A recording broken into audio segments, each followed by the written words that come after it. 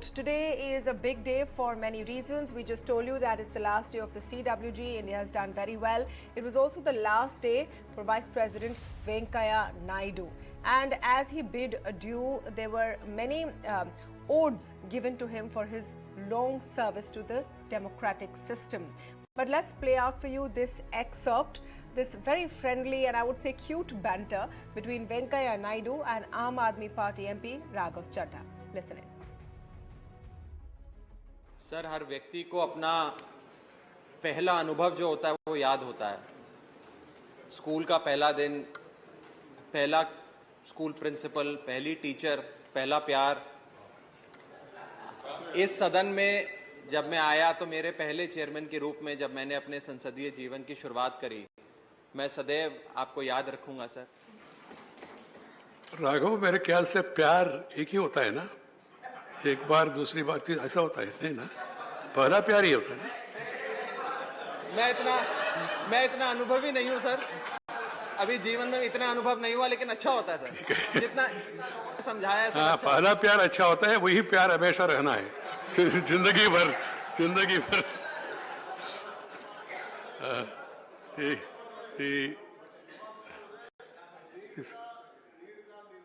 फिर नेह का आह्वान फिर बार-बार होता है। Thank you.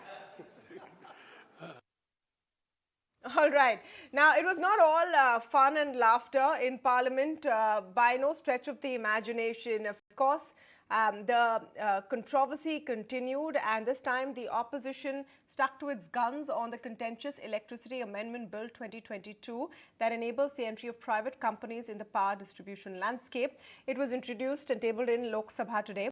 The government and the opposition parties locked horns over the issue of the bill, and the opposition thinks that it will be an issue for farmer subsidies. Several opposition leaders voiced resentment and said that this is indiscriminate privatization of the power sector and that the bill should only be implemented after consultations with all stakeholders. Meanwhile, Union Power Minister R.K. Singh defended the bill and accused the opposition of spreading fake propaganda with an aim to listen into people. Before we get into what really is in the bill and why it's such a big issue, let's listen into what Harsimrat Kaur Badal had to say. What is your stand on this? I want to ask them a simple question, that when the farm laws came in, this government tom-tommed and insisted that they were very good for the country. After killing 800 farmers, they were forced to take the bill back. When they told the farmers to go back home, a written assurance was given by the government. Whether it was for the MSP committee, they have backed out on that.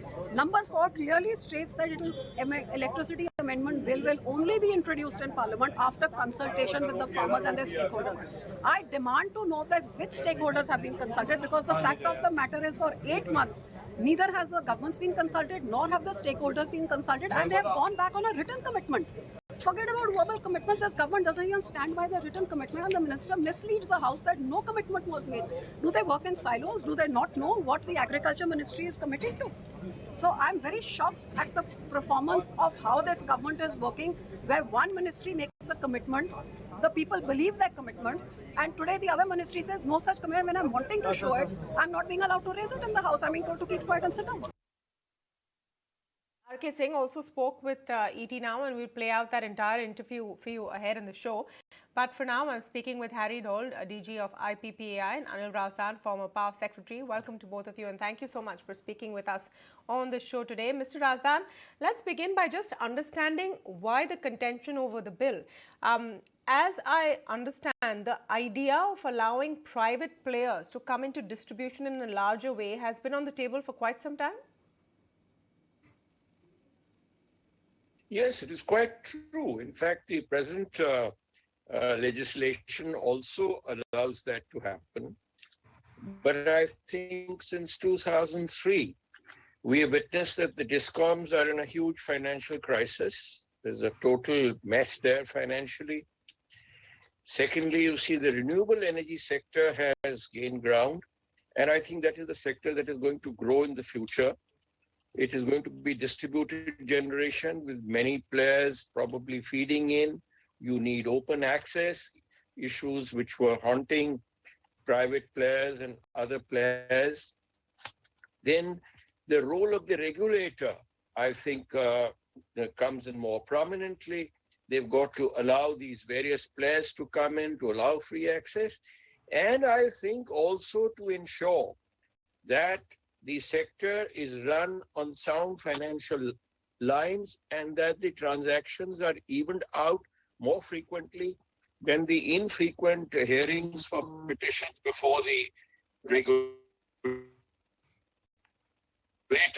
Now, I think accountability of the regulators for managing the sector, I think, is something that is missing.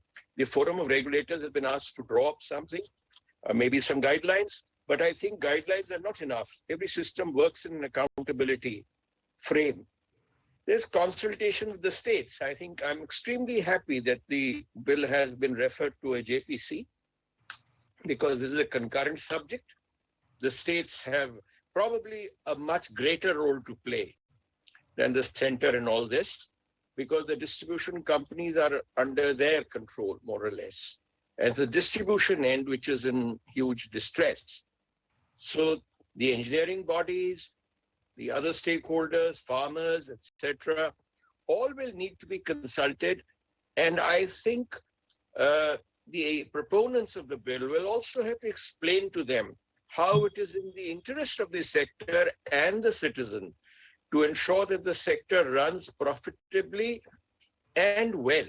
Now, the issue about farmers, I'd like to just flag here, which I have done once or twice today in earlier interviews also. And that is, you see, the farmer needs water. He's not really so concerned about electricity on the farm. If he gets water, good, but if he's getting canal water, then you see the cost of that water is almost minimal as compared to the cost of drawing water from a tube well where he has to make the investment and also pay the electricity bill as he ought to, because it's not a free service. Now, I think the pricing of water will also have to go along with it. It's not a very comfortable decision politically, but then these decisions cannot be taken in isolation. I am so happy that the bill is open for consultation. The stakeholders, particularly in the states, we've got to get their views. We've got to get the views of the large number of engineers who are saying they're threatened. But I see it as an opportunity. After all, the private sector will also have a lot of young engineers working. And if I mistake not, a lot of people in the public sector post-retirement are joining the private sector in any case. Thereafter, their expertise is more important. Right. It is a step in the right direction. And I think a right process has been followed now by referring it to... I think we should take a minute to just break down what the key points of contention are for our viewers. And Mr. Daul, let me come to you to the first one. What happens to electricity prices? What happens to those who get subsidized electricity, whether they're farmers or they're other groups of people? For example, there are some states in which electricity consumed below a certain amount, below a certain number of units is free or subsidized. So what happens to that if this bill does go through? Can those subsidies continue, or will you have to pay your bill and then maybe get the subsidy as a direct benefit transfer? And for everyone else, does privatization and choice of service provider also in some sense mean paying more than you do now? Madam Inamdar, your question is so long, I've forgotten half of it. Should I break it down and repeat? My apologies. One, will customers pay more? Correct. Firstly, let me just say that we've been waiting for this Electricity Act amendment for a long time. And I must say that the government coming forward and putting it into the open space in the parliament is a great idea. At least it tells us what is a possible way forward for the power sector and all the consumers in the country, whether they're farmers or otherwise, how they will go. So kudos to government for that. I think the problem with us is we start criticizing anything that is being done by anybody. And I mean, nobody's appreciating the effort that has gone into drafting of this bill. You may not, some people may like it, some may not like it, some may, whatever. The fact is that there's an effort made and it should be appreciated. Now we can debate on it. Coming to consumer pricing. See, consumer pricing, depending on what consumer you're talking about, in this country, unlike other parts of the world, residential consumers, particularly the poorer and smaller sections, are subsidized by industrial consumers. If you look very carefully at the act, which was already there, most of all that is being contemplated was already there. The problem was not in the act, it was in implementation. The implementation is where we seem to have missed the bus, so to speak, number one. Coming to pricing, nothing wrong with subsidizing the poorer sections of society. The whole world does it. I mean, America subsidizes their farmers, the Japs do theirs, and the French do their onion farmers, and so on and so forth. The fact of the matter remains that somebody has to pay the distribution company for the subsidy that has been allowed politically or considered politically, so that the distribution company remains viable. Sure. That's where the gap's coming. But Mr. Dole, since you've rightly chastised me for asking a long answer, and then I asked you a short, specific one, can I get a short, pointed response to my question? Go for it. Which is, will some consumers at least have to pay more if the private sector is now allowed and multiple players come in? Does it mean more charges for electricity, or does it mean less because there will be competition now? I don't think you are going to be able to charge more to the consumer for a simple reason. Distribution companies are regulated entities. And before you can charge anything, you have to come before the regulator with your ARR, which is your annual revenue requirement, and justify what you want to charge and why. So, and very often, in the case of Delhi, a large amount of money was not allowed by the regulator as and was put away as, I forget the term they used, where it was deferred. And therefore, the private distribution company had to go to banks to fund that operation and keep the electricity going in Delhi. So I don't think this fear of getting charged extra or more is like a complete fog. There are maybe some instances here and there, but it's highly regulated. It's difficult, and everything is done in the public domain anyway. The regulatory commission hearings and all. Plus, they've said they'll have a maximum cap and a minimum cap. So hopefully there'll be a range on that. Mr. Razdan, I want to understand from you the contention on the state's power. One of the objections today is that this is on the concurrent list. Will allowing private operators in diminish the power of the state? What exactly is the concern there as far as states go?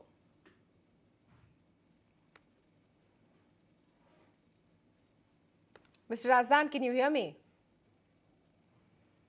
Do you want me to answer instead? I seem to have lost the line with him. I think that frame is frozen. Yes, Mr. Dole, please go ahead. If I got your question right, by bringing in private sector, will electricity prices go up? The answer is no.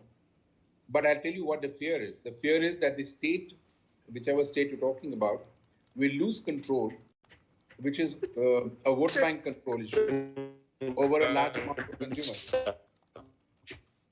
So they lose control. And that's what the fear is, being a concurrent subject. They want to be sort of custom. Is it also because state discoms right now have huge arrears? And part of this bill says that if you don't pay, your supply will get cut off. Yeah, it's all right to say that, but then you'll have thousands and millions of people without electricity, and I don't think that's exactly what we want in this country, to add to the confusion. I think the intention is good, and I think it's more of a red flag to try and discipline the DISCOM. But please understand, DISCOMs are all cost plus. And if you read the bill, it talks about a DISCOM can go to the CERC, the Central Commission, and get a license to distribute power in 10 states. And therefore the question arises that how will this work? Second thing that comes up is the distribution company. Let's take the example of Delhi. Imagine Ahmedabad Electricity wants to supply power to Delhi, or Calcutta Electric wants to supply power to Delhi consumers. They will get immediately open access. They have to give it. Delhi has to give it. But here's the catch. Whatever liability that Delhi has on its books for supplying, or the charges they have to pay to NTPC and others for power, that will be added on to the power supplied by Calcutta Electric Supply Company. So ultimately, the consumer is going to say, why should I bother doing this? I might as well stick to Delhi, a known devil, than going for an unknown devil and have all kinds of prices added on, etc. The other thing they talk about is a fund where whatever money is collected and there's a shortfall for the discount, there's a fund going to be created which will then distribute all this money. So it's a little complicated at the initial stages, and I think it'll take time to pan out. But in conclusion, I would say the prices of electricity for the consumer going up may not happen, but we would have preferred complete competition where anybody could apply, a trader, a generator, a distributor could apply to supply power to consumers in Delhi. That would have crashed the prices down very, very much. Okay, but there will be a minimum sort of price band as well. Mr. Rasan, I have him back on the phone. How do you fix that price minimum, Madam Inamda? The regulator is going to, fix it? according to the bill. Now that's where all the fight is going to begin.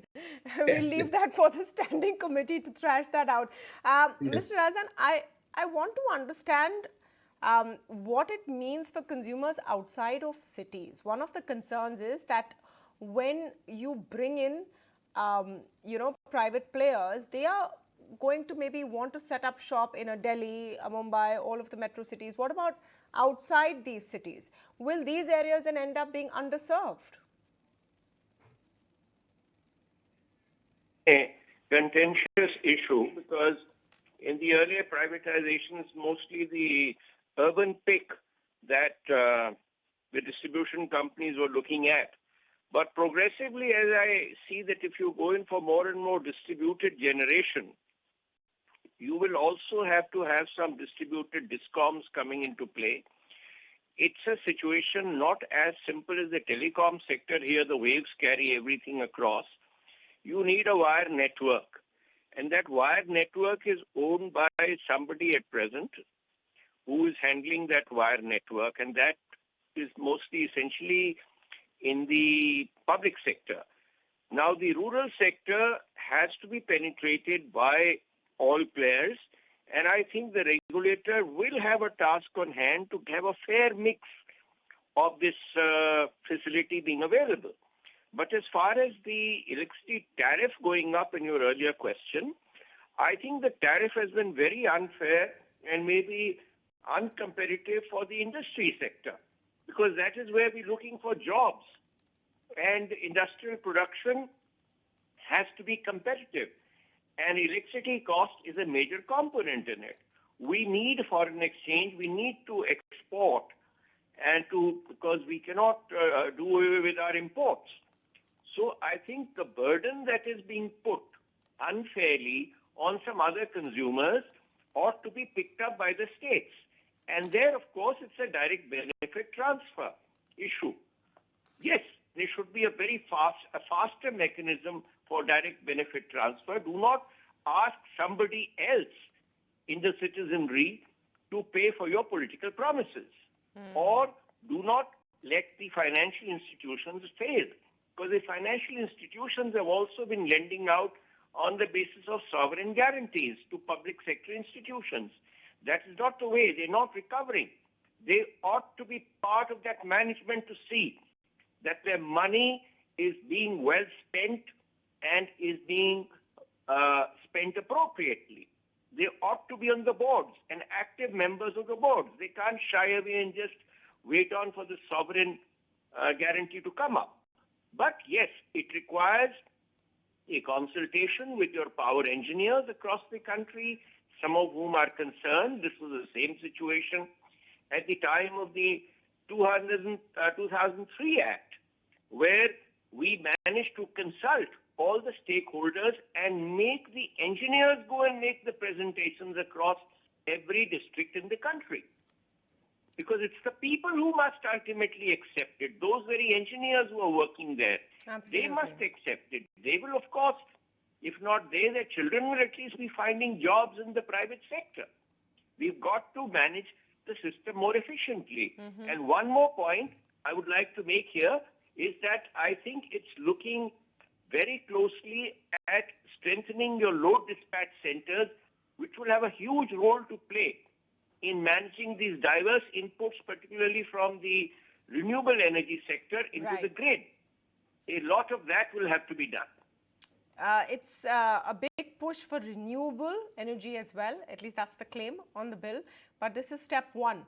The Parliamentary Standing Committee will now look at it, will thrash it out, and then maybe after all of those political speed bumps, it might see the light of day. Thank you so much, Anil Razan and Harry Dole, for joining us on this leg of the debate. But we want to play out for you what the response was from the Power Minister R.K. Singh, who spoke with my colleague Prakash today. Some politicians are unnecessarily trying to sort of create a controversy, but they have no material.